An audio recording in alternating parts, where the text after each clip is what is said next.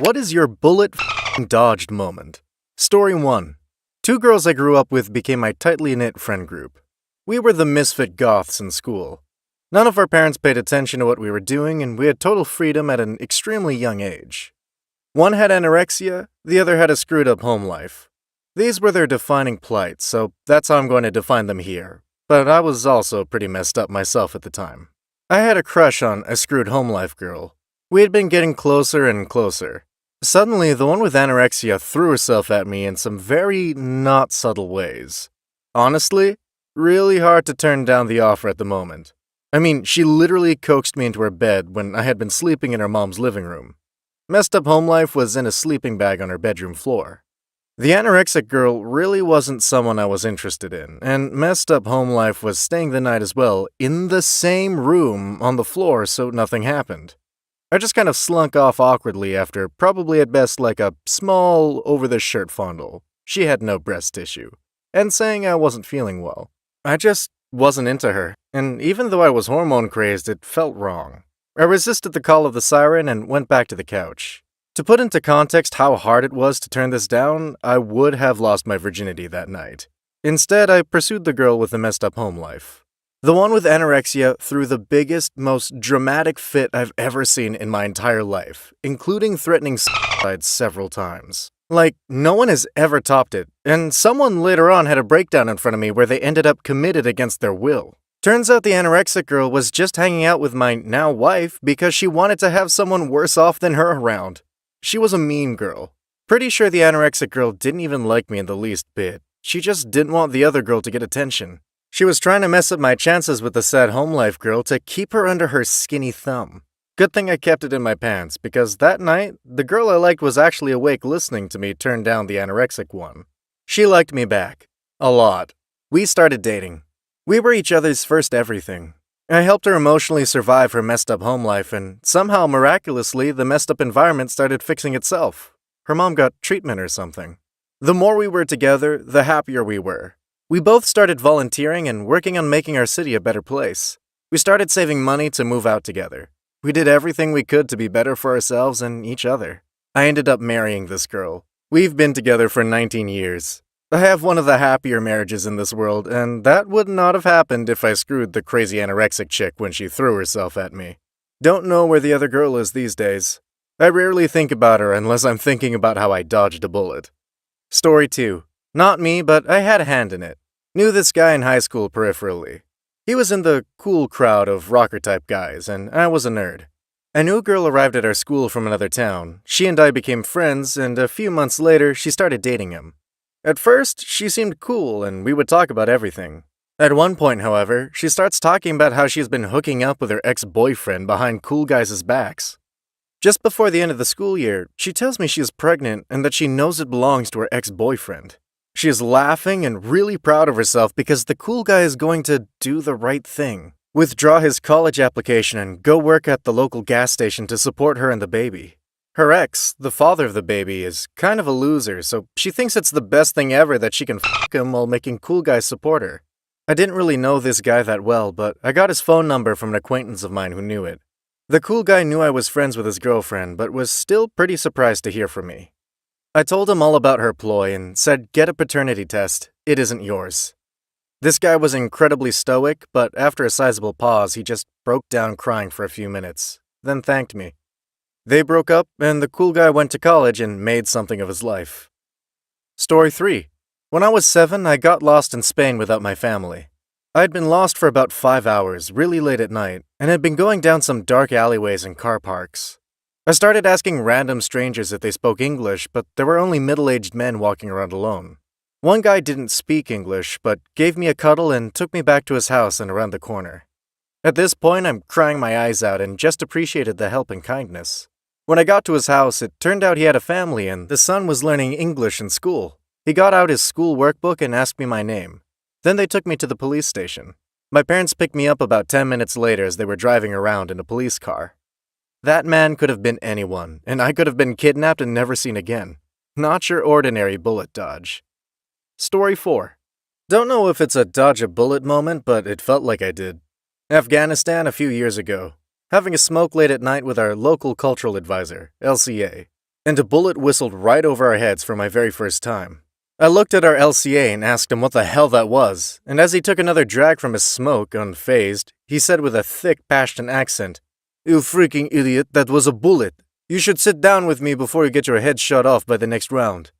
And well, what can I say? My LCA saved my life because as soon as I did sit my ass down on the Afghanistan dirt, another bullet came whistling by. Thank you, Bilal. Story 5. I was talking to this girl at a party and I was really into her. I have some obscure interests. She was the first attractive girl I'd ever met with the same interests. Well, my brother swooped in and charmed her way more than my awkward ass could hope to. I was pissed at first that he stole her, but got over it after she lied about birth control, got pregnant, and tried to convince him to marry her. The thing is, I'm a lot more go with the flow than my brother is. If I had knocked her up and she told me we needed to get married, there's a good chance I would have done it. Then I'd be stuck with a person who I've learned is an absolute shit show of crazy. Story 6. When I was about 23, I was asked out on a date by a Brazilian girl who was maybe early 30s. We went on a date, but it wasn't the most interesting evening. We didn't really click and the language barrier meant we couldn't really get past basic conversation. I was a little resistant to going on a second date and felt it was fair game to say, "Sorry, I didn't think we clicked." The next time I saw her in person, though, I was berated with a bunch of insults hurled as she claimed we were supposed to get married and have kids and that I was the one. Very glad I was able to back away slowly and dodge that bullet. She wanted that green card. Story 7. Senior in high school and a pair of twin girls with obvious behavioral issues got pretty aggressive with me to hook up with them both. They lived a block away, so we rode the same school bus. I was getting a weird vibe and definitely had a "this is too good to be true" feeling from it. Every day on the bus ride home from school, they tried to convince me to come over to their place. They were super trashy, white, chubby girls, and I just didn't know how to handle it, so I basically avoided them until I got a car and started driving home instead of using the bus. Eventually, after a month or so of stupid flirting and stalking, one of them got one of the other kids on the bus to hook up with them. He got them both pregnant, one with twins. They lied and said they were on the pill. Both of them wanted him to marry them, and it got really bitter and nasty between the two girls. Their parents kicked them out. He was black and their parents weren't very happy.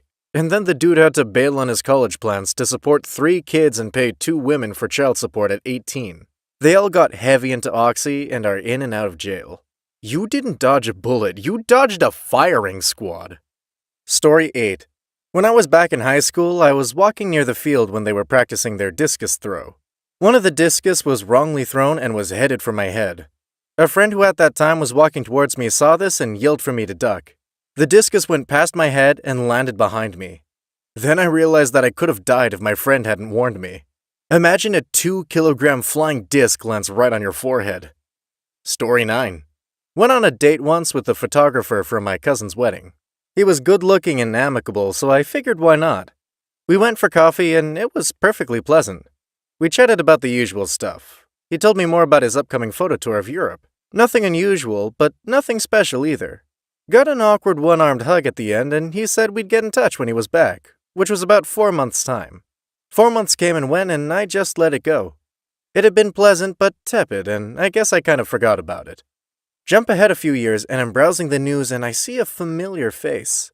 The photographer, who is now in jail for an unprecedented collection of unique child porn that he made, more of which authorities guessed was on the hard drive with military-level encryption they'd seized that police still couldn't crack years later. That photography tour of Europe? Yeah, he was in Thailand. Cool. Well, that escalated quickly to disturbing levels. Story 10. I had my police car pulled over off the side of this rural road with the emergency lights on. I had stopped because there was a man splayed out in the middle of the asphalt. Turns out he was super drunk and decided to take a nap during his walk home. I had just helped him to his feet and placed him in the back of the car to drive him home when I hear an engine revving hard. I closed the car door and straightened up just in time to have my car smashed out from in front of me by a pickup truck. I felt the truck's side mirror clip my body armor. The driver was drunk and had decided to go looking for his drunk friend. That friend was the guy I just picked up. The guy in the backseat survived the impact because those old Crown Victorias had massive trunks. The driver went to the hospital and in the coming months, he pled guilty to impaired driving. I remember that collision analysis showed that the guy hit my car at 145 kilometers per hour. It was a wild night, and I still have major hang-ups when I have to stop my police car on roadways. Story 11. I should be sitting in jail. My life should be ruined by drug trafficking, but it's not. It's the opposite. Yeah, I dodged a bullet. Back in my raving days in the early 2000s, before it got trendy, I got deep into ecstasy use and subsequently became a small-time dealer. Small-time over the course of a few months rapidly became pretty big-time. One night after re-upping, buying more ecstasy to sell, I went over to my buddy's house to play Counter-Strike until the early hours of the morning. On my way home, I got pulled over. I had 2,500 green triangle ecstasy pills in my trunk.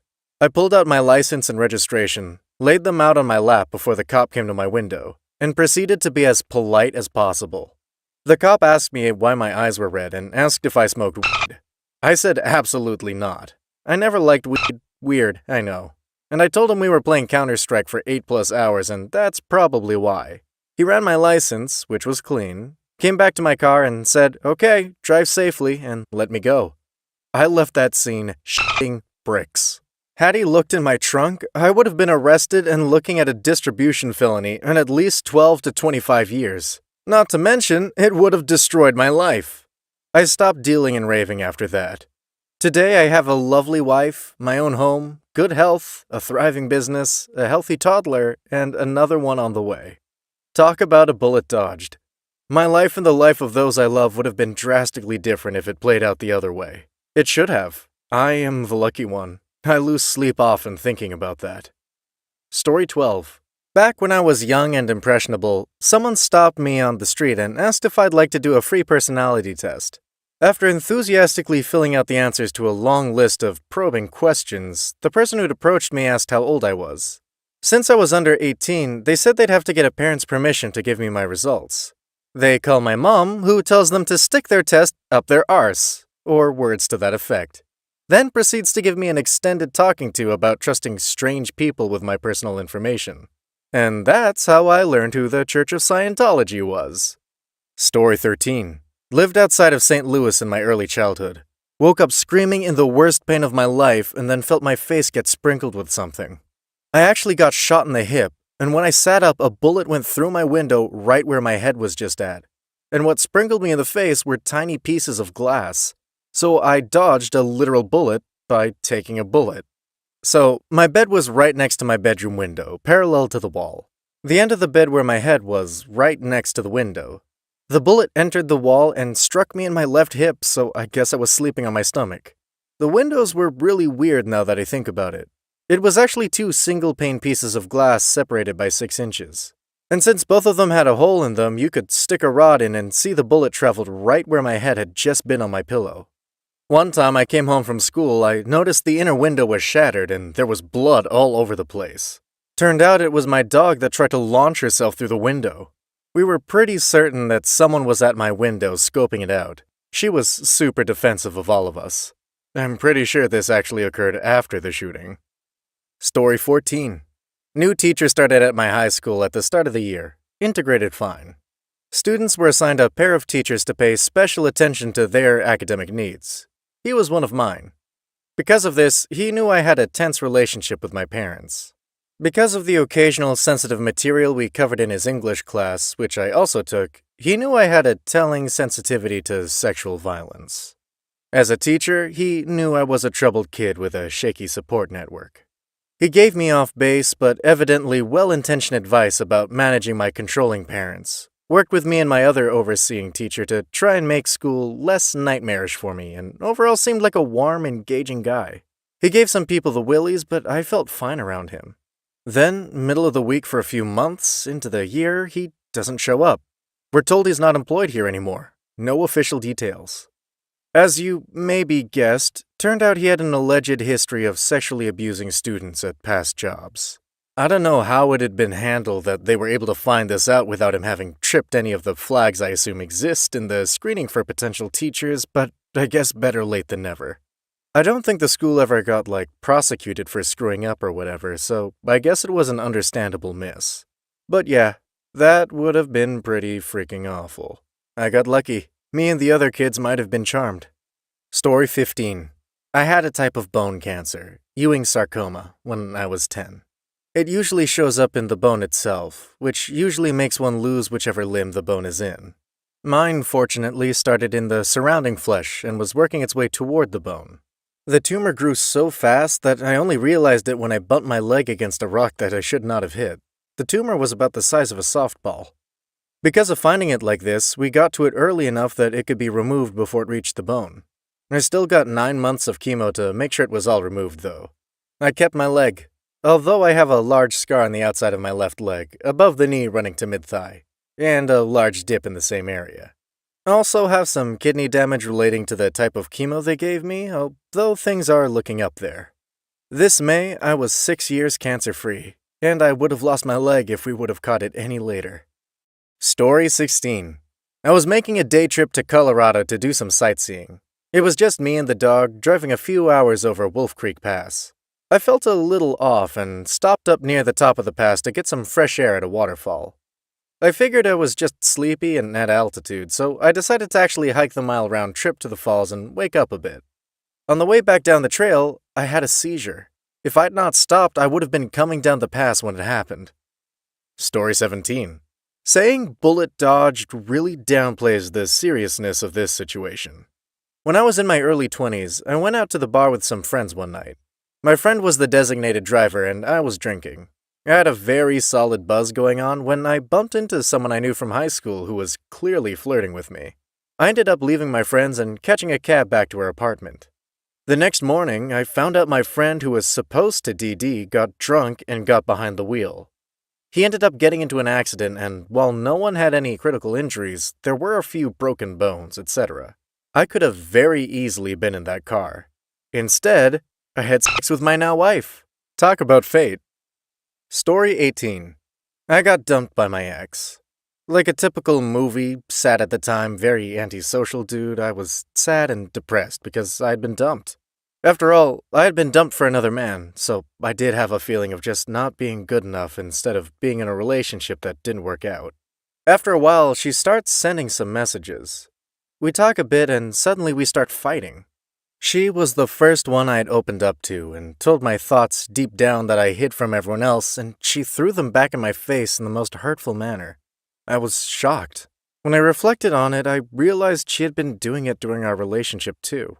We'd have an argument, I'd present my points of view in a calm manner, etc., and she'd just suddenly fling shit to wind me up. Later found out she also had lied to me about her age and was just barely legal when we hooked up. Treated me to a nice pizza and a good bottle of scotch to celebrate the dodged bullet. Story 19. I ran out of fuel once.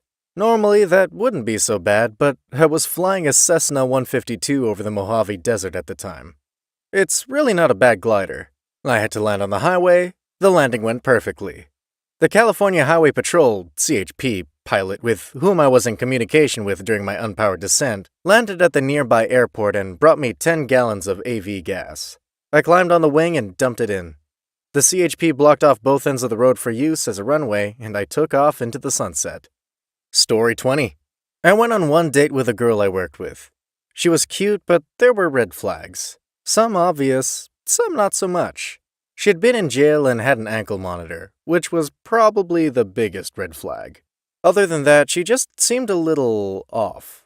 Things fizzled easily enough between us, no harm was done, and we didn't even do anything to make life at work awkward. Then a coworker starts dating her, and before too long, both of them weren't working there anymore for unrelated reasons. We end up finding out later she murdered the guy. She stabbed him like 20 to 30 times in the back with a kitchen knife. It was very sad. He was a good guy and definitely didn't deserve to go out like that. I learned this all secondhand from mutual friends after I'd lost contact with them. Story 21. Meningitis. 2:30 a.m., couldn't sleep.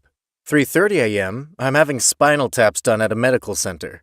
2 doctors gave me 15% survival upon arrival. 24 hours later, I moved to ICU for the next 8 days. Last day in the hospital, they told me I dodged a bullet Matrix style and should not be here. Story 22. Skipped class to watch a segment on a morning talk show with my favorite actor.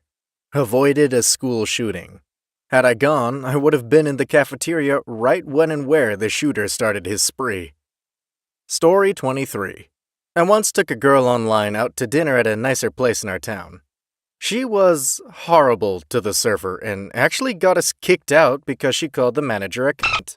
After that, we were walking out and she wanted to go back to her place to watch a movie, which I refused and went home. 2 months later, I was reading the paper and saw her in the police blotter for assaulting her boyfriend with a golf club. Good thing she didn't ask you to go clubbing with her then. Redditors, what's the biggest bullet you've dodged in your life that you continue to thank the heavens for to this day? Story 1. I got offered my dream job running an offshore aquaculture facility. I had to choose between the job and my significant other's future. Long story. I reluctantly declined the job, and a few months later I heard the facility was dealing with a serious disease issue and had no chance of being sustainable. Had I taken the job, I would have most likely been single living in a tiny seaside crap hole town. The job would have sucked and I would have only worked there for max 3 months before the place shut down. So my significant other has depression and is trying to make her best to make the most out of it. In her late 20s, she decided to try and get a degree, and for someone who could barely get out of bed in the morning or hold any long-term job, this was somewhat ambitious. She started her studies the year we moved in together. Studies went well, but as the degree went on, exam times loomed, etc., I had to take over more and more of the household tasks. Essentially, all she had to do was just college stuff. I did all the shopping, cooking, cleaning, getting her out of bed, making sure she worked too hard, etc. We had a routine, not a very fun one, but she was doing well, so all was fine. Depression-wise, she was doing much better, although it did rear its ugly head during stressful times. I got offered the job midway through her final year. Her workload was higher than ever. Had I taken the job and moved out, she would have suddenly had to adapt to doing things I had taken over, which for someone with depression would have been very, very bad. I'd seen how she would react to minor changes in her schedule, so something this big would have set her back years. So although I had to give up the dream job, I knew she wouldn't have graduated had I left. She did graduate, top of the class, is doing much better depression-wise, and now has a full-time job. I initially never even told her I got offered the job, let alone turn it down. I waited a few weeks until she was in a better space to tell her. Story 2. Death. Twice. The first time I was 21 and was having stomach pains, like screaming in sheer agony type of stomach pains. But I didn't think it was anything crazy. I've always had stomach issues. Finally, after a couple of days, I went to the ER and had to do emergency surgery. Found out I have diverticulitis and one of the nodules had popped, spilling bile into the rest of the stomach and had infected my appendix as well. The doctor said I had about 12 hours left to live. The second time was this past year around the scars from my diverticulitis surgery. I had developed 2 hernias.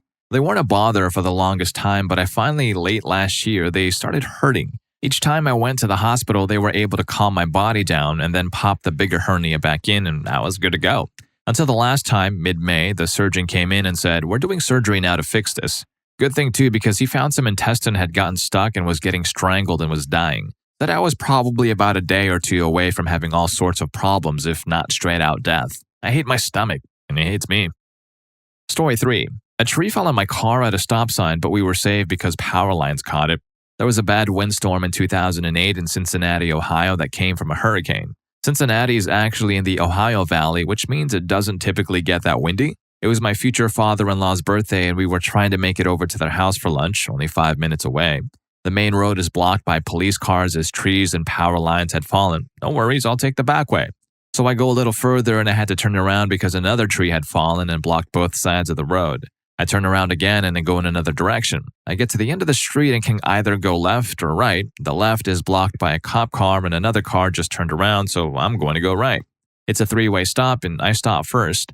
I started to go and the car on my left just turned around and wasn't stopping and I ran the stop sign. I was frustrated but heard a creaking sound. A 25-foot tree fell with a trunk perpendicular to where I and my now wife were sitting, covering all windows with branches. We crawl out of the car and notice the tree itself is only being held up by stretched out power lines. If those power lines wouldn't hold the tree, it would have been crushed without a doubt.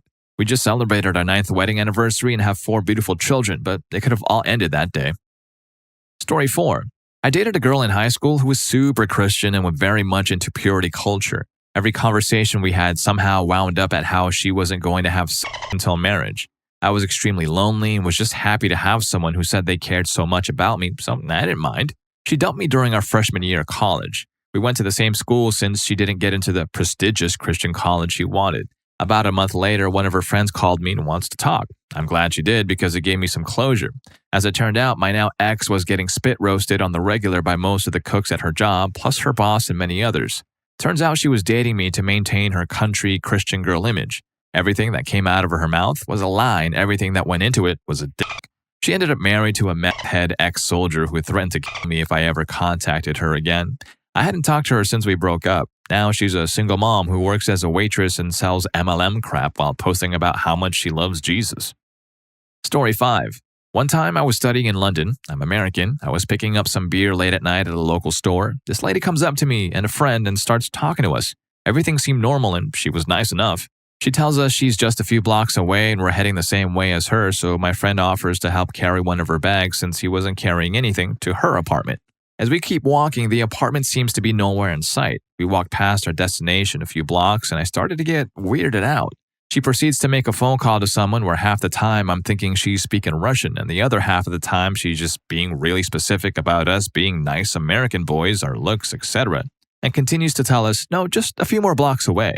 The whole way she was talking about us to the other person on the phone sounded incredibly strange and made me think she could possibly be a human trafficker or something, and she was getting oddly specific about us, our looks, our heritage, etc. So I grabbed the bag from my friend's hand and dropped it at the next intersection saying we're leaving now, and she started to grab his wrist and pull him with her, which was a huge hell for me, for a woman with two random men to be grabbing their arms and pulling them. So I just rip her hand off of him and we just take off on a brisk walk. It was seriously an odd situation. I'm not sure if she was up to anything, but she was for sure giving me the creeps and my friend. Midwesterners like him, though, have a hard time being mean and rude. Story 6. When I was about 18, on a peak of bipolar disorder, extremely short of money, alone in a capital city far from my native town, tangled in problems and lies and desperately looking for a part-time job while studying in university, I basically dodged human trafficking because I didn't have a cell phone. I went to a job interview for a quote-unquote sales associate in a clothing boutique with a bunch of other girls. They called for girls who were relatively attractive and could speak English. They took photos of us and asked some basic questions about our families, finances, etc.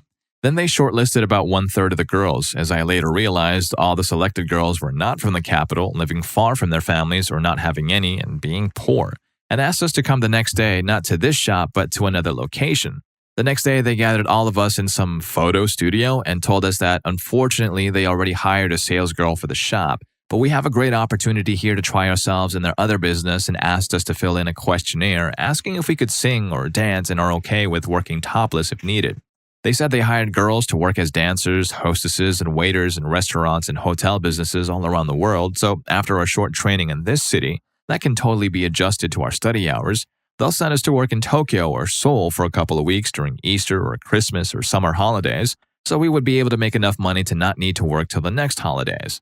They asked for our phone numbers to call us the next day to tell us when and where we should come and bring our passports for them to be able to make your visas. You know that takes long. I told them I don't have a cell phone because it was too expensive for me to have.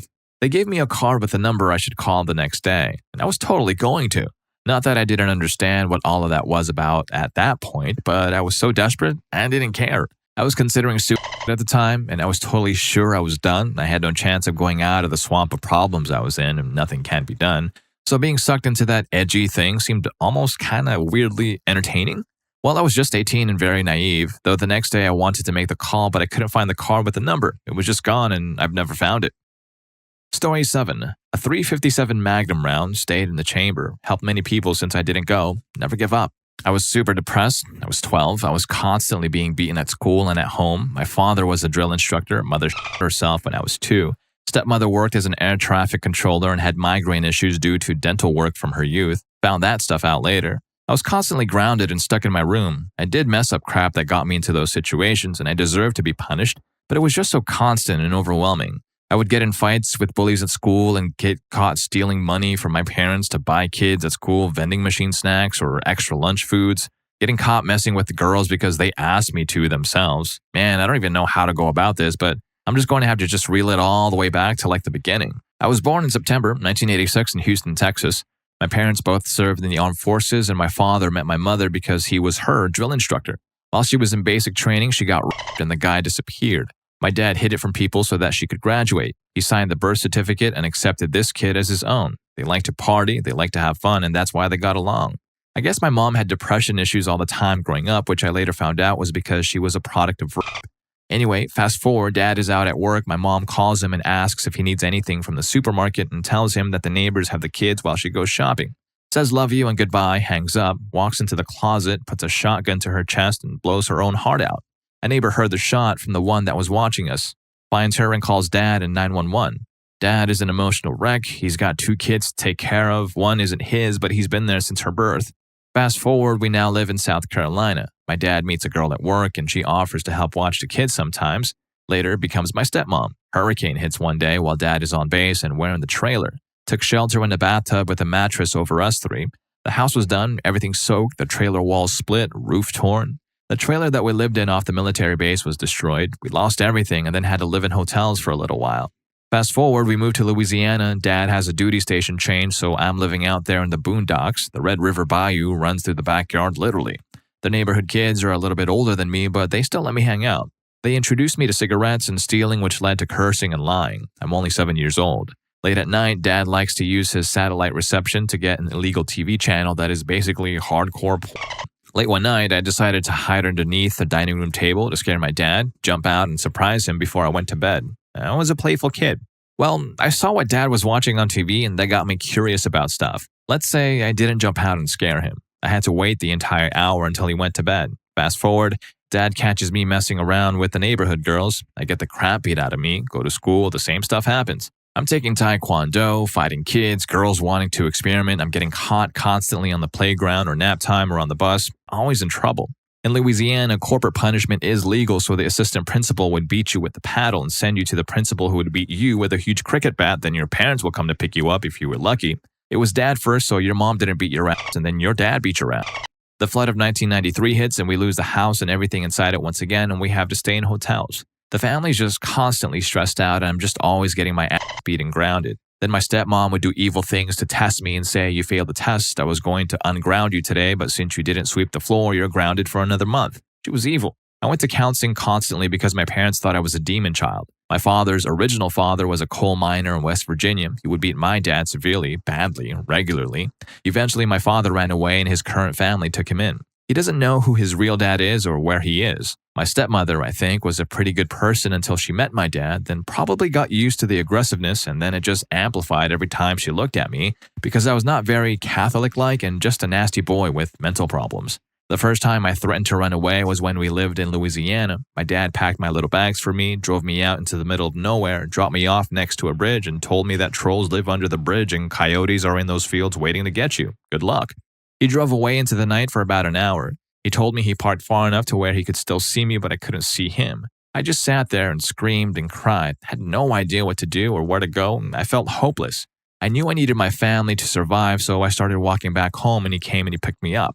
The first attempt at my suicide, I don't even know if you can call it an attempt. I just got busted in Texas with a roll of quarters in my jacket. A kid had told me that I was buying all these things for people, and the teacher called me in and the principal searched me and asked where I came from.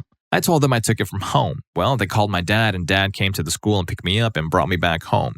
He started with the belt, the thick one, the worst one. He would interrogate me while doing it and I'd tell him.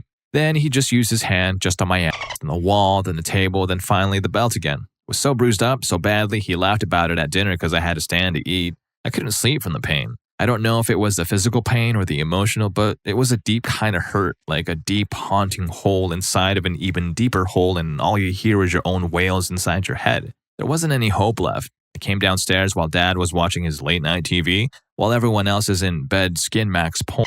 I told him I didn't want to live anymore. He went upstairs and came back down with something in his hand. He told me if I wanted to die, then I would be doing it right there in front of him and I wasn't going to play any games. So he puts this pistol into my hand. My stepmother used to do some sort of security on the side and it was her issued revolver. The thing was so heavy, I'm talking like unbelievably heavy. I'm a kid and this thing felt like I had a house in my hand. He told me to go ahead and put it under my chin because it's just to make sure that it works. He cocked the hammer back for me. Every time he would pull his hand away, the revolver would shake violently in my hands and he would steady it again. He said, "Your mother used to make these threats to me all the time. I don't want to miss this." I wanted to pull the trigger so badly because I already felt like I was at the end of the rope, but I swear I heard her telling me not to do it and not to give up. I told Dad I was sorry. I stopped crying and went back to my room. Nothing changed after that, but we did move to Indiana. It was a fresh start for the whole family. Luckily, the neighborhood that I grew up in was nothing but awesome kids. Picture the Sandlot times 2. It was epic. Most of the time, I watched everybody play from the broken telescope from my window, but sometimes my dad would let me out so I could have a good time playing some sports if I didn't make it back as I promised. Of course, I'd get beat again. I ran away a bunch after that. Eventually, I joined the military and lost everything again. Lost my career, my wife, then my sister died, then I got disowned from my family. Everybody thinks I abused my wife when it was reversed. That's been 8 years now, so my ex-wife is now a professional women's football league player, serving 4 years in the military after helping me lose my career. I have a whole lot of reason to not want to be on this earth, but it's because of those reasons that I'm still here. My stories and experiences have helped others put down the needle, put down the gun, throw away the pills, whatever it was that has helped people. I think the thing that helps people the most is truly being able to hold a secret for someone, no matter how much it may hurt you or them or anyone else. You just have to respect it. You don't judge people. Embrace the fact they invite you into their lives and you should be honored. Story 8. My college girlfriend was a solid 10 out of 10 and great in the sack. Everyone thought we'd get married, but I never felt like I could trust her. She never cheated on me. It was just intuition. I broke up with her when I graduated and everyone thought I was crazy. She ended up marrying a guy who was rich. They went on vacation in a foreign country, which shall be nameless, and she put drugs in his luggage. He got busted at customs and spent a couple of months in jail. While he was in jail, she liquidated everything and took every frickin' penny this guy had. Eventually, the police got involved and they got her on tape admitting the frame and other things. She spent some time in jail and he rebuilt his life. He's doing okay now, but it took years to get back on his feet. I'm keeping it vague because the news reports are still out there. Story 9. We were all set and ready to put in an offer on a house, did the paperwork with the realtor, signed the check, and put down the offer. The realtor was super pushy, but the room was 90 degrees and we weren't thinking straight. After signing the papers, we went to see the house again with my in-laws and noticed a ton of issues we hadn't seen before. Got really anxious. Big issues like plumbing, a huge wraparound deck that needed work, etc., but we were stuck now. Got a call the next day from the realtor saying that we never signed the bottom of the offer paperwork and can we please come to sign it right away? We decided not to and are going to wait a bit and do this smarter next time. Don't rush when buying your first home, folks. Story 10. Not my story, but my mom's. When she was a senior in high school, a bunch of seniors went up the mountains to drink a week before graduation. Someone's dad worked as a ranger, so we were able to secure the keys to everyone's car so they couldn't drive drunk or do anything reckless. Mom's best friends show up late in their topless Jeep. They drink and do a bunch of drugs and decide to go stump jumping in the Jeep. They drive up the path a bit, messed out of their minds, and my mom begs them to stop and wait for her while she pees. She hops out and goes to do her thing, and her friends leave her. She hikes back to the camp and tells everyone, so they go out looking for her 3 friends. Finds them the next morning, the Jeep completely turned over, everyone dead. If my mom went with them, she would have died too. It absolutely messed her up, and she said she never had a best friend since that, despite her being very social and a wonderful person. What was the biggest bullet you dodged? In 1992, I was 16. A bunch of us were about to leave a party and I called shotgun. But my friend Pat kind of wrestled me out of the spot and I wound up jumping in another car since the first car was now full. The other driver and I watched as our friend's car skidded into oncoming traffic. Pat was airlifted to the local trauma hospital where his dad told a huge group of us teenagers that Pat had succumbed to his injuries. Maybe that's not exactly bullet dodged, but Pat's driver and my driver were racing each other. The road had just been paved and the shoulder was loose gravel. So when Pat's driver applied their brakes and the passenger side of the car was over the line on the right side of the number 2 lane, the passenger tires kept spinning while the driver's side locked up, spinning the car into an oncoming pickup. The oncoming driver was hospitalized and recovered. Pat's driver broke a femur, was convicted, sentenced to home detention, but was late to get home from high school one day, which tripped the ankle monitor and the driver did 30 days. The 3 kids in the back had to be extracted by the jaws of life, broke some bones and got an insurance settlement. However, I don't think I would have passed away if I got shotgun. He would have left 15 seconds earlier and we wouldn't have hit that oncoming pickup. Or maybe we would have. Story 2. Not me, but I had a field service engineer working on one of my big robotic liquid handlers. He decided to bypass the safety pin that prevents the heads from moving while the cover is open. Well, he had a diagnostic program queued up on the computer. What he didn't know was that the instant he reinserted the safety pin, the machine would execute the queued instructions and start moving. And he had a hand inside it right in the danger zone. I grabbed his shoulder and yanked his hand out an instant before it was crushed. He stopped ignoring me when I told him to stop bypassing safety lockouts to save a few minutes. Standard operating procedure is standard for a reason. Story 3. Think I saved a baby's life once. It was in a city center, crossing a main road with a whole bunch of other people. The dad was pulling the pram behind him onto the pavement while he texted on his phone, and the idiot didn't realize he'd left the pram just there on the road while he himself was on the pavement. Everyone kinda ignored it while the traffic lights kept that section of road clear, but then the lights changed and the idiot still hadn't looked up from his phone while a huge double-decker was bearing down on his offspring. Out of the whole crowd, I was the only one to push forward and pull the pram onto the pavement. The complete imbecile gave a grunt of surprise and dropped his phone as the bus whooshed past as he realized he'd utterly failed in his parenting responsibilities, which was some consolation. I hope it shattered. I've said it before and I'll say it again. Some people don't deserve to be parents. Story 4. Well, about 15 years ago, I dated a guy for less than a year. It was an awful, cruel relationship, and I was happy to get out of it when I did. About 8 to 9 years ago, I saw him in the news. He harmed his girlfriend. He then kept her for a month or so before he was caught.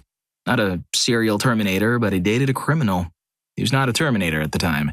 We were young and met on a dating website. He went to my high school, but graduated a few years before me. The first month was okay. Then he changed. We had a huge fight one time because he said something silly. I don't even remember what it was, but I playfully threw a pillow at him. He immediately flipped out, punched a hole in my door, and told me he'd make it so I would never have anything to come back to. Another time, he finally got a job. Didn't have one when I met him, and I was paying for everything. After job searching for months, he got one. And it's his first few days at his new job, and all of a sudden, he doesn't want to go in. No reason, he just doesn't feel like it. I tell him he better get to that damn job or he's going to lose it. After a lot of arguing, he gets ready and we both get in the car so I can drive him to work. As I'm driving, it gets more heated and he starts hurting me while I'm at a red light. The red light was right next to a gas station and I pulled in there. I managed to get him off me and I get out of the car and scream, "What the heck?" "I'm sorry, I blacked out. You just angered me so much. I told you I didn't want to go to work." The relationship lasted less than a year. He cheated on me with some girl, and for the first and only time in my life, I was glad someone was cheating on me. He can go live with her and be someone else's problem now.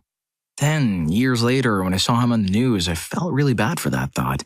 He had handcuffed his then-girlfriend, who had just had his baby, to the bed and harmed her.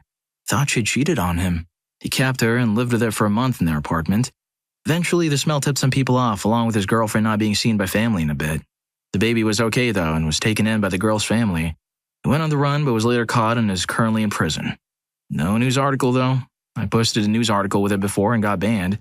Hopefully, with all the info I gave you, plus someone guessed the state below, you can find it for yourself so I don't get banned again for posting personal information by posting a public news article. LOL. Story 5.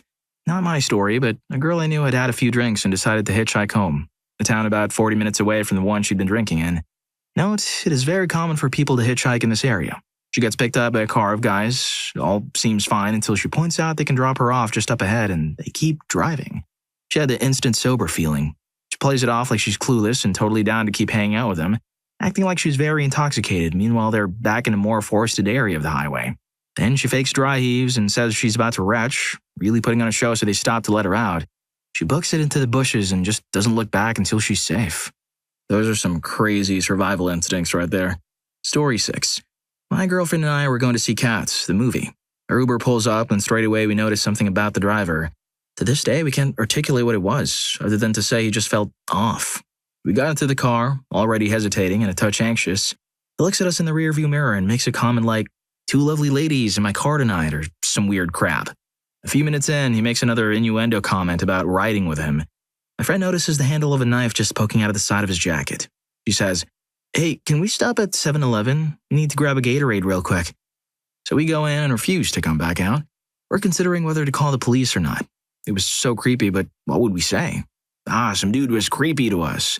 And while we're hesitating, he winds down his window, brandishes the hunting knife at both of us, screams something about devil women, and then just tears it out of the parking lot.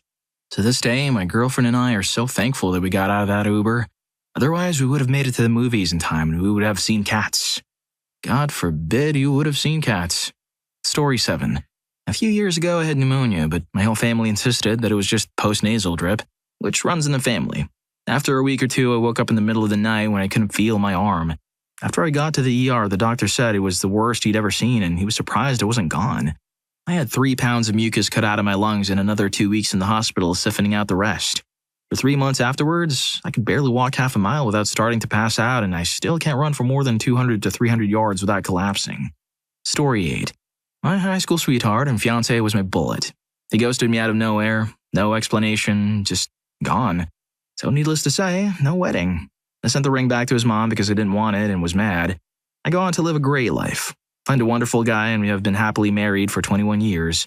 25 years later, I found out that my old flame had been arrested for solicitation, texting girls, possession of inappropriate stuff, and many charges. Apparently, Mr. Big Man in his community was arrested in a sting operation after this 12-year-old girl's parents found a whole series of texts and had found that he set up a romantic hotel room get-together for them.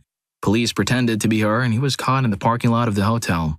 Even better, he was married to the same chick he was apparently seeing while we were together, and had a couple of kids, all around the same age of his victims. Yeah, before finding this all out, I regretted for a long time that we didn't work.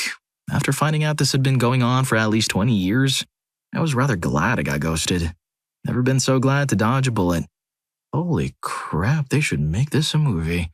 Story 9. Around 30,000 pounds. I was driving with my wife in town one snowy evening, and we had pulled up to a stoplight. He happened to glance up at the rearview mirror and saw a city bus heading towards us, and rotating sideways. I hit the gas and pulled ahead into the intersection and left into the turning lane, and less than a second later, the bus went sliding right through where our car was. They came to a stop on the other side of the intersection and fortunately didn't hit anything. But 1 second or 2 feet difference, and we would have had some nice spinal injuries. Story 10. Hubs, my sister, and I were hanging out around my parents' house on a very boring 4th of July. We decided to watch my husband's new car sitting in the driveway because it was hot out and an excuse to play in the hose. We were literally walking out the front door, and I said, we should eat lunch before we get all wet and stuff. And everyone agreed, so we turned around and went back inside. I was warming up something in the microwave, the Hot Pocket, I think, and all of a sudden I heard the loudest bang I think I've ever heard, from the direction of the front door. Hubs and I look at each other, wide-eyed, and run outside. I was greeted by the back end of a Crown Vic, smoking something fierce, plowed into the tree in the middle of our yard. For a split second, I was just stunned, then screamed to my sister inside to call 911. I looked over to the driveway at the car we'd been planning to wash just 5 minutes ago. Totaled. Completely totaled. Brand new 2011 G6. Destroyed. Guy hit it so hard it did a complete 90-degree turn across the driveway. He actually hit it so hard it ended up ricocheting and hitting the other cars in the driveway, mauling 2 other cars. Yard was screwed. Crown Vic was screwed. Tree was screwed. We immediately assumed it was intoxicated driving, being the 4th and all. I went over to the driver's side and found a very old man, very bewildered, unable to comprehend what I was saying but conscious. I'll never forget the look he gave me. Confused, helpless, scared. I was on the line with the paramedics as they sent over the ambulances and tried my best to follow their instructions. My sister was only 14 at the time, so I handled the call. Turns out the dude was diabetic and had passed out behind the wheel due to low sugar. Hit the gas pedal with his weight as he passed out and was plowing down a residential street at about 65 miles per hour.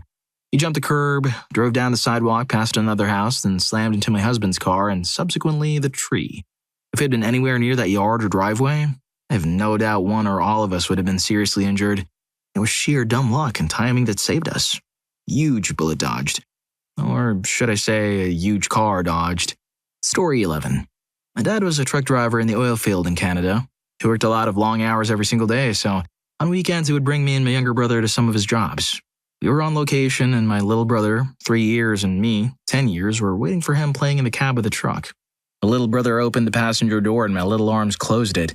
Job's done. We start our trek home, going about 35 kilometers per hour, and the door flies open and I get sucked out of the truck. I remember doing about 10 backflips as he tumbled out, hitting the ground on my back a few times and rolling my way to a stop. I stood up before the truck was even stopped in absolute shock. Next thing I saw, my dad looking for me, and he burst into tears. First time I ever seen him cry. I'm 33 now and he still won't talk to me about it. Luckily, the rig was in a farmer's field. When we were leaving, I landed on softer dirt. Not a single scratch on me. Dad thought he ran over me with a trailer. Don't think we ever went to work with that again. I work for the company now. Oh, the trauma it gave that man. God bless him. Story 12. I found a new job. The boss seemed nice in the interview. Started working, and right from the start, people weren't comfortable talking about the job, and you could literally smell the fear. Also, there was very little work to do. My direct colleague was sick, and they wouldn't give me her phone number. I wanted to discuss a few things or strategies to move forward, but everyone kept dodging giving me her number. After 2 days, I found I had a headache going there, which got worse during the day, so I quit. Company doesn't exist anymore. I guess you can't run a job agency without customers and everybody just pretending to work. Story 13.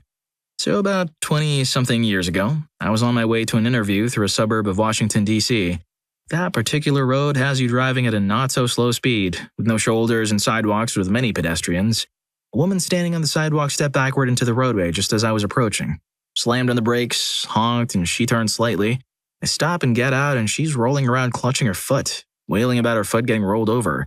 My heart is hammering. I have no idea how much trouble I'm in, and my brain is ticking away at the time of the interview. Pedestrians kept coming up to her to tell her that they saw me run over her foot. Duh, of course you did. After a few minutes of this, the woman stood up, said, "Merry Christmas." It was definitely nowhere near Christmas, and walked away through the people standing there. I took my dodged bullet with much appreciation, got in my car, and drove away. I didn't get the job for what it's worth, but a couple of inches in my life could have changed for the worse in so many ways. Dude, you gave that poor old lady a shock. Story 14. 4 Christmases ago, I was in Mexico with Mom. Dad and brother doing some last-minute shopping at the local Walmart. We finished our shopping and went to the car. As soon as we were leaving, 2 trucks stopped right in front of the main Walmart entrance.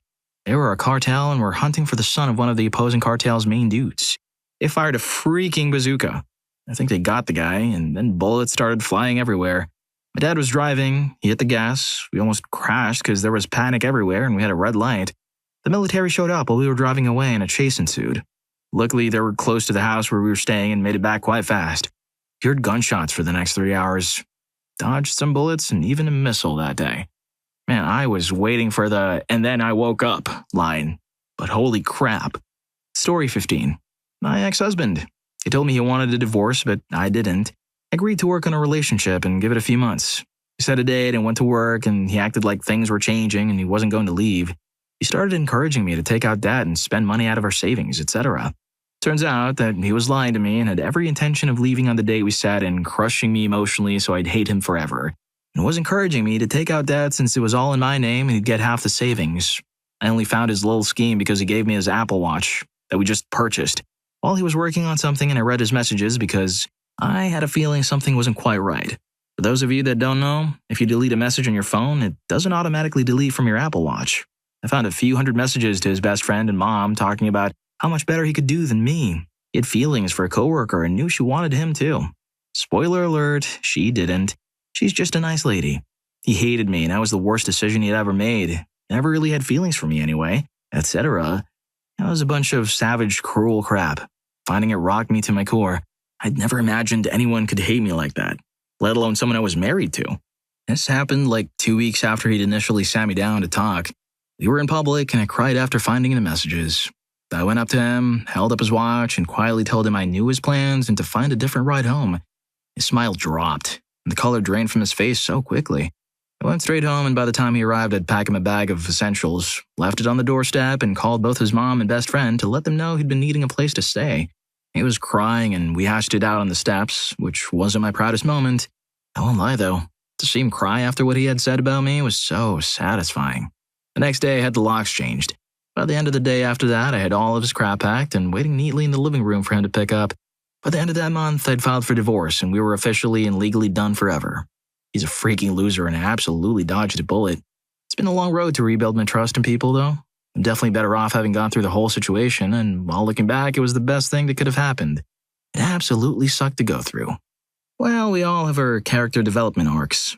Story 16. My great-grandfather was in the Merchant Navy in the war. He was in the engine room at the bottom of the ship, and his friend came down to take over the shift early. Minutes later, a torpedo struck, and everyone at the bottom of the ship couldn't escape and passed away. My great-grandfather would have been one of them otherwise. Then he was in the sea for a while and happened to be picked up by some Portuguese fishermen who saved him. Then, all part of the same tale, he escaped, passing away again. He was meant to be on a flight back to the UK, but got kicked off at the last minute to be replaced by VIPs. That plane got shot down and everyone passed away in it. Miss you, great-grandpa. Man was allergic to death. Jeez. Story 17. Years ago, I lived in Vancouver and liked to go for long walks. Beautiful city to do so. I was heading to a friend's place first to drop something off and cut through a neighborhood with a lot of Southeast Asian immigrants. The ones I got to talk to were mostly from Vietnam. I was aware of a van behind me, but it was midday and there were people out, so it was only a passing thought. A lady was working in her garden, and as I approached her house, she started to look behind me. Then she came out onto the sidewalk and started talking to me in her native language. I understood none of it, but her body language was agitated. She kept gesturing to me to come with her up their walkway. As I look behind me, I see 3 men getting out of the van, which is now parked just behind me. By this point, the woman had a good grip on my arm and has dragged me almost to her porch. She kept talking to me and pointing to stuff in her garden, and I just listened, nodded, and kept a good eye on the men and van. I don't remember how long we were there, but the men finally left. Both myself and the woman let out huge sighs of relief. She then patted me on the arm, said something, and then went back to her gardening. I booted it to my friend's house. On the news the next day was a story of a woman who was taken and harmed. The victim was grabbed on the next street over from the woman's house, not long after my encounter with her, by 5 men in a van. The men were distinctive, and the description of the men and van fit the ones I'd seen. That woman saved me from something horrible, and I'm forever thankful. If you're enjoying the video, don't forget to hit that subscribe and like button for more videos like this. Story 18. I do a road safety show for school kids, and back when the school started opening up again, my manager booked me in for this one school. First one since the outbreak. The day before, I just got a bad feeling in the pit of my stomach about it. I've got anxiety issues, so I didn't think much of it, but the anxiety became overwhelming by lunchtime, and I decided to call my manager and cancel. She understood and tried to get one of the other employees in to cover for me, but they were all busy, and thank God they were, because I heard on the news a few days that a kid at that school had come to school sick and given them to a bunch of his classmates. The class I was scheduled to do the show for. I'm high risk, so getting sick for me would have had a good chance of ending me, so really dodged a bullet there. We decided after that little scare to give it another month or so before we actually resumed again. Story 19. I met someone through a dumpster fire of a Skype chat group. She basically said the others were losers, but hey, let's be friends. A week or so later, she asked me out. I said no, but she laid the pressure on thick, begging me, whining, saying it would mean the world to her. I decided there was no harm in trying. Day 3, she said she loved me. I panicked, set it back, not sure what standard protocol was, as this was my first relationship. On day 4, I realized I wasn't going to get feelings anytime soon and broke things off. She threatened to end it all. I left anyway. A few days later, she sends a previous ex of hers to apologize on her behalf. The ex and I discuss what happened, and the ex tells me the same thing happened to her. Only she fell for it and things got bad. The whole Skype group knew, but they thought her mutual partner had gotten better since then. Last I heard, she finally got kicked from the group after years of preying on insecure newcomers. She was collecting y'all like Pokemon. Story 20. Was dating this guy for 4 years, from my 16s to 20s. We were looking to buy an apartment and to get married when he broke up with me. He said he was in love with somebody else because she has a nice body. He always called me fatty and how much weight I gained, and when I told him I was going to lose weight if he would go grow some muscles at the gym, he said that I was the only one who needed to work out. Anyway, I was so devastated I cried for so long. It was awful. Fast forward 5 years. Nothing in my life is bad, but nothing is good. Just same old, same old. I found an exchange program that I could actually afford. I moved from Brazil to the US. I traveled to so many places. I proved myself so brave. I discovered so much about myself, and then I meet the love of my life. He was here, waiting for me. We're happily married, building our life together, and he treats me with respect, love, like a queen. We have a puppy now, and we're planning for the future, and I'm just so happy. I can't believe I almost didn't have this in him. Story 21. Last year, I was cut from the AA hockey team that I usually played on every year because of a scheduling mishap with my lacrosse team tournament, so I ended up playing A that year. That year, a girl gave almost everyone the flu. They didn't make it to provincials, cities, or even make it past semis in a tournament. Also, the 3 imports, really good players from different leagues invited to play, made everyone in the team season hell because of their entitled attitude and costing games by taking stupid penalties. Well, I had a fun team experience with a group of great girls. Story 22. I'm often at odds with my mom. She is very self-absorbed and doesn't make sense when she rambles about nothing for a lot of the time she speaks. She gets it from her mom. They share some kind of voodoo gift of gab with no upside. So when she had a 3 a.m. chat with me at age 25 about my girlfriend of 3 years and the relationship was pretty much going to be my one and only to the end, I was very surprised when she suddenly started making some very solid points about how my girlfriend was basically an adult child and rather than having a partner, I was basically raising a daughter. Sure enough, after that I saw my relationship a lot more clearly. Things went off the rails after that and I made the decision to dump her. Then crap got crazy. This girl stalked me at my job, left me letters both in my house and at work, texted and emailed me. It flip-flopped violently between threats to tell everyone embarrassing things about me to pleads to take her back. On a whim, she then joined the army and bragged to me about how she would become part of something greater than I ever could be. The communications petered out, but I remember the last text I got from her a few months later was that she was getting married, that day, to a guy she met in the army and who was so much better than I could ever be. Thanks, Mom.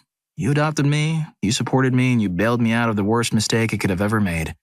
Mother knows best, or however that song goes. Story 23. My first husband and I were separated. He showed up at my apartment building unannounced, and someone let him in because they recognized him from when he lived there. I wanted to come upstairs, but I met him in the lobby instead. There were cameras and other people. He'd never been violent towards me, but it didn't feel right to allow him into my space. He asked me to go for a drive with him, and I refused. He offered to help him get help, mental health issues that he refused to treat. He declined and drove away. He was missing for a few days, but turned up several states away visiting a friend. A few days after that, he ended it all using a handgun. We found out later that he'd purchased the gun here and headed straight out of town when I refused to get in the car with him. To this day, I'm thankful that I never got in that car with him. He never even talked about buying a gun before. I had no idea he was armed. Who knows what would have happened? You would have had front row seats. Or seat. Story 24. I have a condition that would potentially make the lockdown life-threatening. At the beginning of the semester, one of my roommates came back from the summer and we all hung out in our living room with masks on. That night I was going to offer my roommate to smoke with me. Then, at the last minute, thought better of it, told myself I would ask them once we both got back negative tests. The next morning I woke up to them calling, crying. They tested positive. Luckily they've recovered, but I certainly would have caught it if we smoked together. Story 25. I was living in Paris during the fall of 2015 for my semester study abroad in college.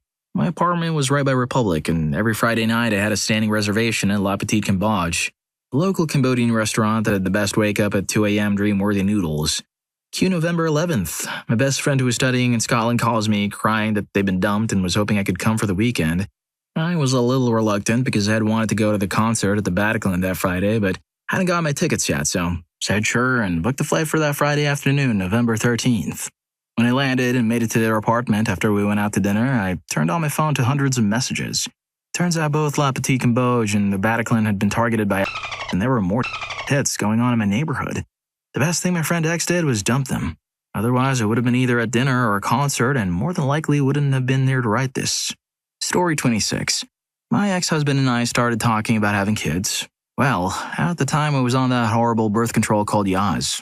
Remember the class action? Long story short, it made things a little difficult getting pregnant.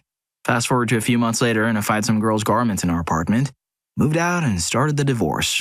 Sure enough, he knocked up his girlfriend and ditched her when their kid was only a year old. The guy was such a loser. Dodged a bullet in that one.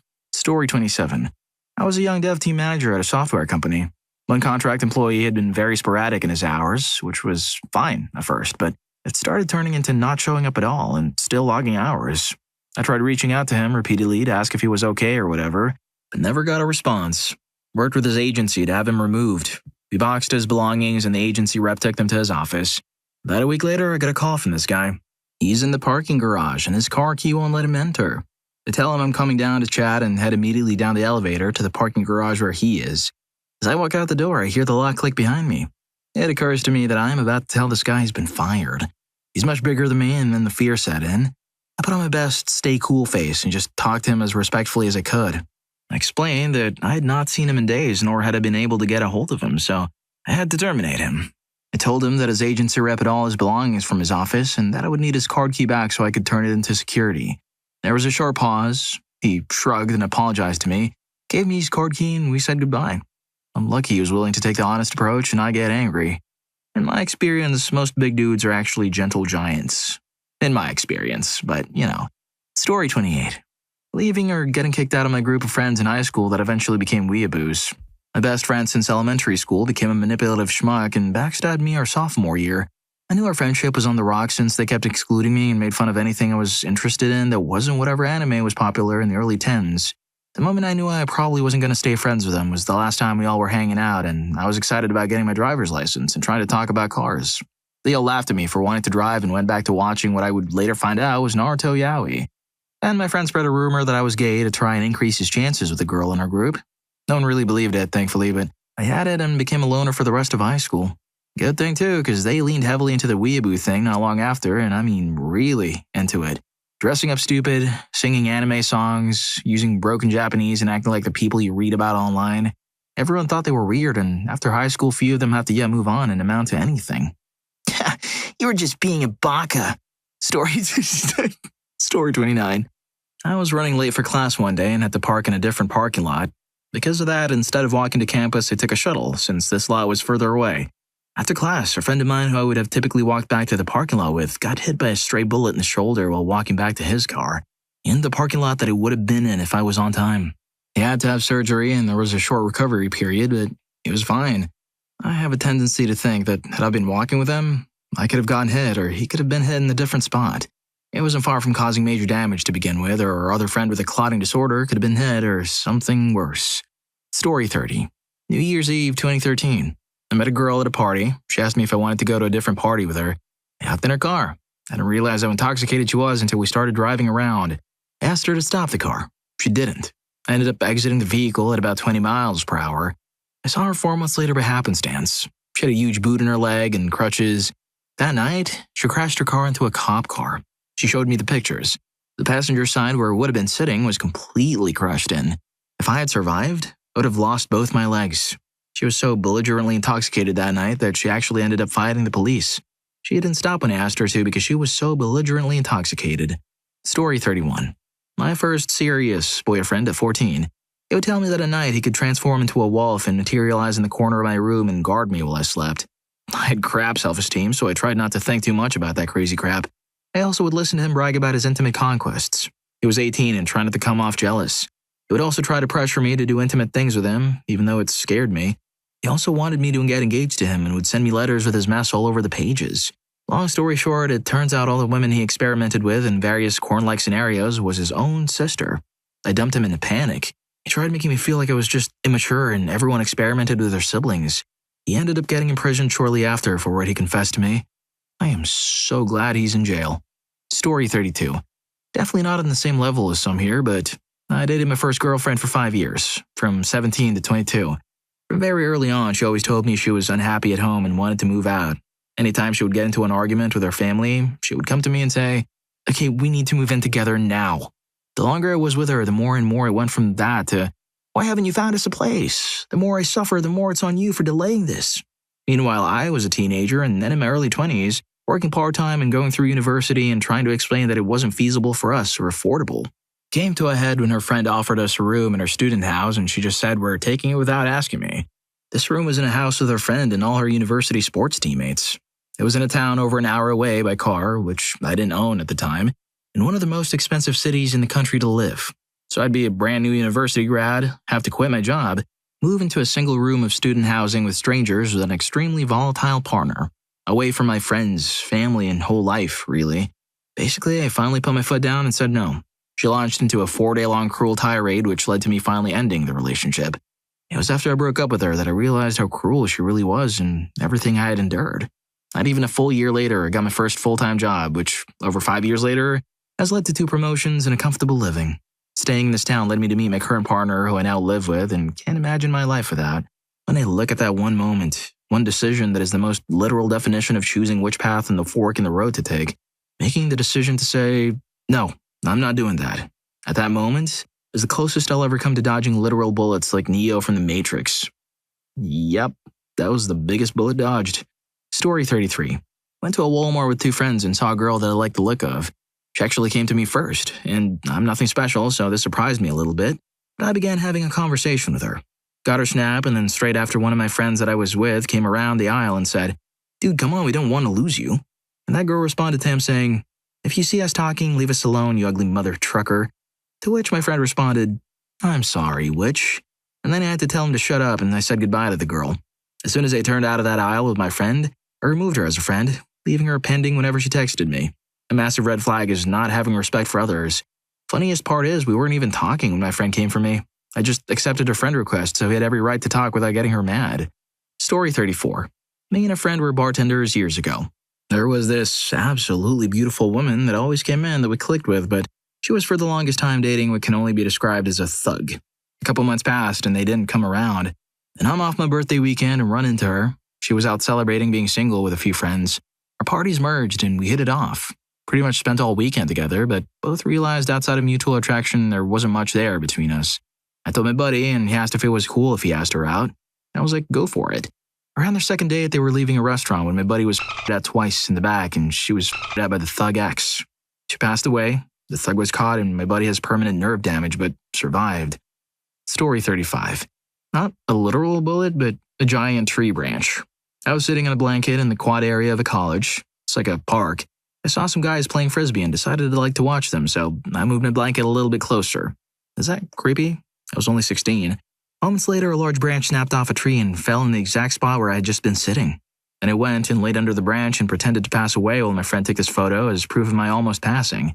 Thanks, frisbee guys. Well, I guess, anyway. Story 36. When I was in college, I had a friend, Sally, who adopted a dog, hoping to get it approved by an ESA. When it wasn't, she scrambled to anyone she could give the dog to until she came up with a new plan. She refused to give it back to the shelter or to someone she didn't know. I told her I couldn't take the dog in, even though she offered to pay half the pet fee from my apartment. I recommended my friend Casey, and she took the dog in instead, and Sally said she'd routinely walk the dog, provide supplies, and pay half the $200 pet fee within the week, while looking for a permanent solution. She provided the supplies, but didn't hold up on the rest of the promise. For one, she kept promising to pay soon, but kept making excuses because she was always strapped for cash. On top of that, she gave up searching for alternate housing for the dog a week after the deal was made because I only want to give the dog to someone I know. She acted as if Casey would be the permanent owner. Sally also got busy and couldn't always walk the dog, so the dog would have to mess all over Casey's apartment, which she had to clean up. She had college classes, social commitments, her Air Force duties, and her own personal issues to deal with, and it was hard on her. But she still refused to give up and even tried getting the dog approved as her ESA, but it never came through. The dog was a sweetheart and very loving, but it's still difficult to handle a dog on top of everything else. 2 weeks later, the apartment complex found the dog during an inspection and immediately told Casey that the dog had to go within the next day or she'd be fined. She's lucky she wasn't given anything worse. Sally got angry at Casey, blaming her for the dog getting taken and saying that she now had to find a solution immediately because she didn't have one ready. Casey was horrified and felt so guilty about it. I often think how if I had been in that position, I would have barely survived the first week. Well, if you like these stories, here's more. YouTube thinks you're going to love this. Catch you in that video.